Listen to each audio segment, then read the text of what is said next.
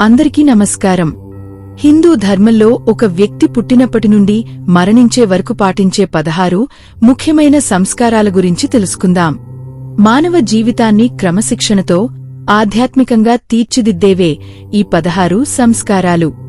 గర్భాధానం, ఉత్తమ సంతానాన్ని కోరుకుంటూ దంపతులు చేసే మొదటి సంస్కారం. పుంసవనం, గర్భస్థ శిశువు ఆరోగ్యం, మేధస్సు కోసం గర్భం దాల్చిన 3వ నెలలో చేస్తారు. సీమంతోనయనం, గర్భిణీ స్త్రీ మానసిక ఉల్లాసం కోసం, శిశువు ఎదుగుదల కోసం చేసే సీమంతం. జాతకర్మ, శిశువు జన్మించిన వెంటనే తండ్రి చేసే మంగళకరమైన ఆచారాలు. నామకరణం, పుట్టిన 11వ రోజున లేదా శుభముహూర్తాన శిశువుకు పేరు పెట్టడం. నిష్క్రమణం, శిశువును మొదటిసారిగా ఇంటి నుండి బయటకు తీసుకువచ్చి ప్రకృతిని, సూర్య చంద్రులను చూపించడం. అన్నప్రాసన, 6వ నెలలో శిశువుకు మొదటిసారిగా ఘనాహారాన్ని అందించడం. చూడాకరణ, శిశువుకు తలనీలాలు తీయించి పరిశుభ్రతను పాటించడం. కర్ణవేధ, ఆరోగ్యం మరియు ఆభరణాల ధారణ కోసం చెవులు కుట్టించడం. విద్యారంభం, అక్షరాలను దిద్దించి విద్యాభ్యాసాన్ని ప్రారంభించడం.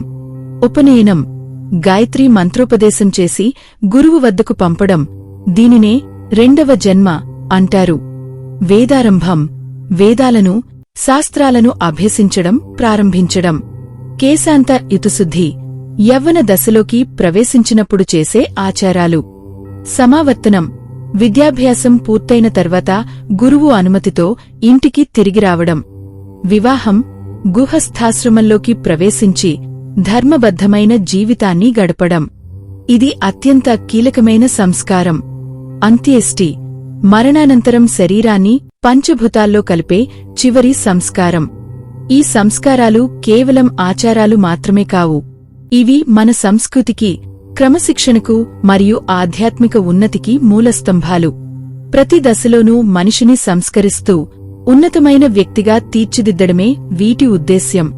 ఈ షోడశ సంస్కారాలు గురించి మరిన్ని ఆసక్తికర వివరాల కోసం మా ఛానల్లోని పూర్తి వీడియోను తప్పక చూడండి. ఆ లింక్ డిస్క్రిప్షన్లో ఇచ్చాము. ధన్యవాదాలు.